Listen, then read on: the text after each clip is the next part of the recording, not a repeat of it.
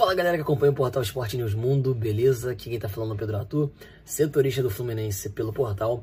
E hoje eu vim bater um papo com vocês, falando um pouco desse amistoso que rolou entre Fluminense e Botafogo, esse primeiro amistoso, desse torneio amistoso, Gerson e Didi, que as equipes agora com uma parceria, apesar de rivais, estão promovendo antes do início do Campeonato Brasileiro. E o que a gente pode esperar do Fluminense no retorno das competições da Copa do Brasil e do Campeonato Brasileiro, que é o que resta para o Fluminense até o final da temporada. Vamos lá?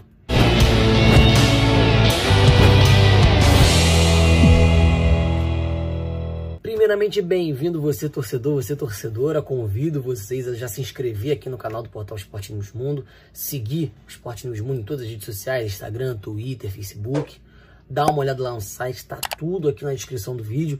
Peço também que você me siga no Twitter, @PEArthur com TH _, que lá eu tô soltando sempre a notícia do Fluminense em primeira mão, junto das matérias do site. Bom, ontem Fluminense e Botafogo jogaram a primeira partida da Taça Gerson e Didi, esse torneio amistoso, promovido pelos dois clubes que estão fazendo uma parceria popularmente conhecida como Flume e Fogo. Os clubes estão fazendo esse torneio como uma forma de preparação para o Campeonato Brasileiro que vai vir, e a gente vai tentar tirar algumas coisas dessa partida e, obviamente, do Campeonato Carioca, da sequência que o Fluminense teve para o Campeonato Brasileiro. Bom, gente, o Fluminense está fora da principal competição que tinha para 2020, que era a Sul-Americana.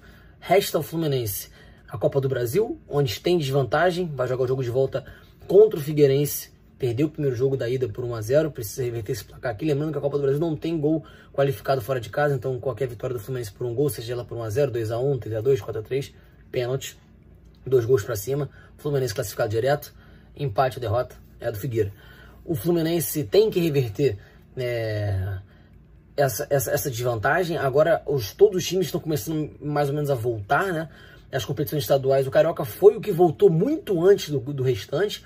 Então ali até para você ter uma sequência de treinamento e tudo mais, manter um ritmo, apesar de lá no início, quando voltou o Fluminense, ter tido muitas dificuldades, porque teve uma maratona de jogos e tempo nenhum para se preparar, nem para os jogos seguidos e nem antes do seu primeiro jogo, que foi aquele contra o Volta Redonda, que o Fluminense acabou perdendo por 3-0. Hoje o Fluminense tem um tempo de ritmo de preparação maior do que os outros. Vou dar um exemplo. O Fluminense estreia no dia 9 de agosto, no domingo, às 7 horas da noite, na Arena do Grêmio, contra o Grêmio. O Grêmio voltou a jogar essa semana. Jogou ali pela quarta, quinta-feira, contra o Internacional. Mas voltou a treinar tem pouquíssimo tempo, voltou a jogar tem pouquíssimo tempo. E ali, vou dar uma colada aqui, hoje é dia 26, até dia 31, dia 5, mais 9, o Grêmio tem exatamente 2 semanas para poder jogar o jogo contra o Fluminense. E o Fluminense que já vinha tendo desde o final de junho partidas e treinamento. Desde ali um pouco antes do dia 20 de junho, o Fluminense já vem treinando. Então hoje o Fluminense se encontra na posição em que ele, na posição oposta a que ele se via quando voltou ao Campeonato Carioca, se ele fosse se colocar em comparação a Flamengo e até os outros times pequenos que já vinham treinando um pouco mais tempo. O Fluminense tem uma preparação muito maior, tem um ritmo de jogo muito maior. E isso acaba, ao mesmo tempo que isso é um ponto positivo, né, para o Fluminense manter um trabalho físico, por mais que ali tenha 5 substituições e tal, por mais que o Fluminense tenha um poderio físico, em tese, melhor do que seus adversários nesse início de competição, o Fluminense apavora um pouco, porque já está tendo mais rodagem, já passou daquele período de, opa, os caras estavam com pouco tempo de treinamento, vai voltar a jogar ali depois, já passou esse período e o Fluminense não engrena. O que preocupa muito é, o time do Fluminense não tem uma cara. O time do Fluminense não tem uma característica principal. Muita gente gosta de falar que o Odair é um treinador muito defensivo, o famoso retranqueiro. O Fluminense, em alguns jogos, ele se mostra muito ofensivo, conseguindo criar alguns jogos, né, não a maioria, e numa maioria recuado. Numa maioria, em alguns outros jogos também, numa transe, onde ele ataca algumas vezes e ali durante o momento do jogo tem um apagão, um time com pouca criatividade, com poucas opções. Então, assim, hoje, assim, em 2020, né, nos períodos que a gente está vivendo, é muito difícil da gente chegar e tentar prever alguma coisa na situação que a gente está. É diferente da gente chegar, tipo, rolou futebol até junho, teve a parada para a Copa do Mundo, Copa América, o que for, voltou. A gente sabe que só nesses períodos já tem uma diferença. Só que nenhum período se assemelha a esse, onde os times pararam de treinar, uns mais tempos, outros menos, a preparação estava sendo diferente, os times vieram diferentes. Então, assim, é muito difícil a gente julgar. Em termos técnicos e físicos, o Fluminense viria melhor do que a maioria dos seus adversários a curto prazo no Campeonato Brasileiro. Porém, em termos técnicos de bola no chão jogando, o Fluminense vem muito mal. Isso preocupa. Eu acho que o que até coloquei isso no meu Twitter, eu acho que o Fluminense tem algumas variações ali que eu acho muito difícil do Odair fazer. Mas eu acho que podem ser uma luz para o Fluminense aumentar o rendimento. O elenco do Fluminense é questionável em muitos aspectos, né, de ser bom ou ruim. Mas eu creio que é um time que pode render muito mais do que está rendendo. Né? Vou fazer um exemplo de comparação. Hoje o Flamengo, não só no Rio, principalmente no Rio, mas no Brasil inteiro, tem um patamar muito acima dos demais, em termos de time titular e elenco. Então a gente hoje, infelizmente, né, porque isso não é bom para o futebol, a gente está comparando os times do Rio como Flamengo, Fluminense, Botafogo e Vasco. Dentre esses três, Fluminense, Botafogo e Vasco, ao meu ver, no papel, no nome, o Fluminense tem o melhor elenco. E diferente dos outros, o Fluminense tem a opção de olhar para o banco de reservas e falar: pô, tal jogador não tá tão bem no titular. A gente pode olhar para o banco e ver uma opção.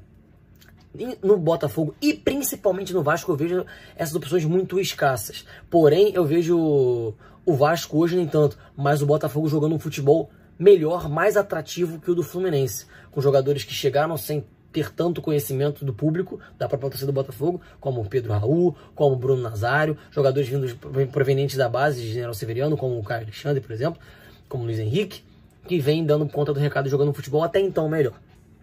O Fluminense estreia contra o Grêmio. O Fluminense tem 5 jogos muito difíceis no início do Campeonato Carioca. São eles: Grêmio, Internacional, Palmeiras, Red Bull Bragantino e Atlético Paranaense. São os 5 primeiros jogos do Fluminense. Desses 5 jogos aqui, o Fluminense joga 2 em casa. Grêmio fora de casa, Palmeiras e Internacional vai jogar dentro de casa ou não. Agora, eu peço desculpa, mas eu não me recordo se é essa a ordem. De Palmeiras e Inter, mas aí são esses dois. Red Bull Bragantino fora e o Atlético Paranaense fora. Não tem como a gente julgar porque a gente não sabe. Como eu disse, Grêmio e Inter voltaram há pouco tempo. Palmeiras também voltou junto com o Grêmio e com o Inter, né? E o Red Bull Bragantino também. Os dois voltaram ali. O Atlético Paranaense voltou uma semaninha em um curto período de tempo antes. O Fluminense, querendo ou não, tem muito mais tempo do que eles. O Atlético Paranaense é um time muito diferente do ano passado. O Red Bull Bragantino não vem correspondendo às expectativas que tinham pro investimento que fez o time, apesar de não ser um grande time também. Mas, assim, se fosse para levar em consideração o futebol que a gente está acostumado a ver dessas equipes, vindo de outras temporadas, vindo antes da parada, vou ser bem sincero, desses 15 pontos que o Fluminense tem para disputar nas primeiras 5 rodadas, eu vejo o Fluminense somando pouquíssimos, com esse futebol que vem apresentando. Se estivesse apresentando um futebol melhor, mais convincente, mais ofensivo, mais agressivo, talvez isso poderia mudar um pouco de figura.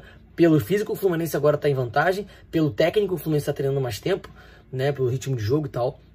Mas na qualidade que o Fluminense vem impondo, eu acho que o Fluminense vai se igualar por baixo às dificuldades e deficiências que os outros times vão encontrar nesse início.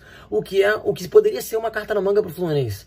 Usar esse início para, assim, pô, o Fluminense tem a primeira parte, assim, das 19 rodadas, a primeira parte é muito complicada do Fluminense. Demais. O Fluminense poderia usar esse início que tem um pouco mais de vantagem para poder galgar uma melhor posição, galgar melhores resultados que talvez não conseguisse em situações normais. Eu, vou ser bem sincero, vejo o Fluminense somando ele de 15, se somar 6, 7 pontos, está muito bom. Para a tabela que tem, para o futebol que vem jogando. Como eu falei no meu Twitter e falei anteriormente aqui no vídeo, eu vejo algumas soluções para o Fluminense. Ou melhor, algumas tentativas que podem chegar a alguma solução para o time jogar um pouco melhor. Isso começa com a forma como o time joga. Eu acho que o Odair, ele tem aquela preferência dele por 3 volantes, isso já é conhecido de quando ele trabalhou no Internacional. Porém, o time do Fluminense não é o mesmo no Internacional. E ali no Fluminense eu vejo como uma possibilidade uma 3-5-2, né? Ou como o Abel utilizou em 2018, quando tinha o Gilberto, que foi o melhor período dele no Fluminense, e Ayrton Lucas jogando de ala, porque são jogadores que ofensivamente são bons. O Ayrton Lucas era, no caso, não tá mais no Fluminense, mas defensivamente não são tão bons. O caso do Egídio mesmo, ele cruza muito bem, ele chega na área muito bem, ele bate muito bem no ataque, mas ele não tem uma boa defesa. Gilberto é a mesma coisa. E poderiam ser utilizados melhor sim. Quando eles voltassem para marcar, seria mais um complemento para os 3 zagueiros. Ah, o Fluminense não tem zagueiros tão bons. Beleza, aí você começa a improvisar um pouquinho. Nino e Matheus Ferraz é a dupla titular do Fluminense. Ah, a gente tem muita implicância com o Digão, com o Lucas Claro, com algum outro zagueiro que possa chegar da base. O Fluminense tem o Luan Freitas, que é um bom zagueiro do Sub-20. O Fluminense poderia muito bem tentar o Hudson ali no meio da zaga. tem uma boa saída de bola, tem uma estatura ok, conseguiria ali coordenar até a saída de bola do Fluminense junto aos dois zagueiros que tem menos mobilidade. Iago e Dodi no meio jogando muito bem, coloque os dois ali na frente, Gilberto e Gilberto como alas, e ali na criação aí você pode colocar o Nenê, que vai ter muito, ele não tem tanta mobilidade como alguns jogadores do Fluminense têm, ou como ele poderia ter, né, assim, passa longe do ideal, mas ele teria um suporte de 4 jogadores e mais 2 atacantes. E ali na frente você disputa a posição entre Fred e Evanilson, vê o que vai ser melhor para tal partida, coloca ali para ajudar na criação, para dar uma mexida o Marcos Paulo, o Wellington Silva, o Pacheco. O Fluminense vem tendo muitas opções boas que vêm do banco. Michel Araújo, me recordo, são raros os jogos que ele não entrou bem. Ontem ele entrou, fez o gol e entrou muito bem, fora isso. Miguel, apesar de novo, é um jogador que pode entrar no decorrer da partida e ajudar, ainda mais que o Fluminense agora, todos os times do Campeonato Brasileiro vão ter 5 substituições, você vai ser um pouco obrigado a mexer, e o Fluminense tem essas opções. Outra, que num dado momento da partida que isso aconteceu, é a 4-2-3-1, onde você poderia colocar ali com os dois volantes, o Hudson como primeiro e o segundo, o Iago ou o Dodi. Você poderia colocar o Nenê centralizado e você voltaria 2 atletas para trás, que não jogariam como pontas incisivos, mas sim como meias abertos. Acho que, por exemplo, o Marcos Paulo poderia render melhor assim, mesmo estando aberto. Eu, particularmente, parto do pressuposto que o Marcos Paulo joga melhor centralizado, armando as jogadas. No outro lado, você pode colocar um ponta improvisado como lateral, como meia aberto perfeitamente. Você pode colocar o Michel Araújo, que vem jogando muito bem, como eu falei, merece mais oportunidade. E você ainda cultiva o seu centroavante, que como o Evanilson tem mais mobilidade, ele pode chegar um pouco mais perto desse meio. Não acho que essa formação que o Odair vem utilizando hoje, com 3 volantes, porque a gente sabe que o Fluminense não atua tanto com o Nenê aberto, mas ele tem caído muito para lá. Eu acho que assim, essa formação com o Nenê caindo aberto não funciona, o Nenê não tem essa velocidade, não tem mais explosão. O Nenê poderia dar muito certo no meio, mas ainda acho que não é a melhor opção. Eu acho que se o Fluminense coloca 3 volantes e um para armar, nessas condições que o Odair monta a equipe, o Nenê não é a melhor opção e também não é o Ganso. Precisaria de um jogador um pouco mais móvel, Michel Araújo ou Miguel. Eu acho o Miguel muito novo, eu acho que o Michel, falta cancha ao Michel Araújo, costas largas para entrar no time do Fluminense e ser titular dessa forma, já dessa maneira. Então, por isso eu prevejo a 3-5-2, a 4-2-3-1 como opções melhores. No Campeonato Brasileiro, como eu falei, muito cedo pra gente julgar alguma coisa, e isso em condições normais. É muito complicado a gente chegar na véspera do Campeonato Brasileiro e falar assim, o Fluminense vai ficar em tal posição ali no meio. Não tem como. E em 2020 é um caso mais à parte ainda, não tem como saber disso. Acho que o Fluminense tem potencial como equipe para apagar as más campanhas que fez nos últimos 4 anos, onde só ficou na parte de baixo da tabela, na segunda página, e figurar na primeira página, talvez ele em 19º, quem sabe até 8º, mas isso vai variar muito da maneira que o Fluminense vai jogar. Quem sabe até, com esse lance todo dia, às vezes, abrir um G7, um G8, vai que pesque com uma pré-Libertadores. Novamente, para isso, vai ter que melhorar e muito a intensidade com que joga, a maneira com que joga e com a criatividade que tem durante a partida. Com o futebol que vem jogando, eu vejo outras equipes mais fracas que o Fluminense rendendo um futebol melhor, vi de Botafogo, adversário de ontem, que podem alcançar, com o futebol de hoje, posições melhores que o Fluminense. E aí, se o Fluminense continuar nessa, provavelmente o Odair cairia, porque a gente sabe como é que é o futebol brasileiro, a pressão interna dos clubes. Talvez o Odair viesse a cair durante a temporada e o Fluminense, se perdesse um treinador, ficasse ali numa crise e ficasse na parte de baixo da tabela. Acho que o Fluminense tem potencial sim, mais uma vez, para ficar ali no meio da tabela, tem uma parte acima, mas vai depender muito da melhora do Fluminense. Acho que também na Copa do Brasil consegue se classificar diante do Figueirense, se entender a importância que esse jogo tem, se entender a dificuldade que ele vai ter a mais. Voltando de uma pandemia, com o estádio vazio, o Figueirense jogou com torcida. Vai jogar com o estádio vazio, e que o Fluminense precisa dessa classificação, até por termos financeiros. A gente sabe que a Copa do Brasil é muito importante financeiramente para todos os clubes do Brasil. Vou ficando por aqui. Espero que vocês tenham gostado. O vídeo ficou um pouco longo, mas eu gosto sempre de complementar com o máximo de informações que eu puder. Vou ficando por aqui. Peço que vocês curtam o vídeo. Isso vai ajudar muito no nosso crescimento, na nossa divulgação. Comentem o que você acha, o que vocês acham do Fluminense para 2020, da equipe atual, do Odair, da forma que o Fluminense vem jogando, o que for sobre o Fluminense. Lembrando, galera, sempre mantendo respeito na aba dos comentários. Ative o sininho para não perder nenhum vídeo aqui do Portal Esporte News do Mundo. Acesse o site www.esportenewsmundo.com.br. Acesse as redes sociais do Esporte News Mundo, no Instagram, no Twitter, no Facebook, @portal PENM. Meu Twitter, mais uma vez, @PE_Arthur com TH, _ no final. Todas as informações estão por aí. Espero vocês no próximo vídeo. Esporte News Mundo, a notícia é aqui. Valeu, tamo junto, galera.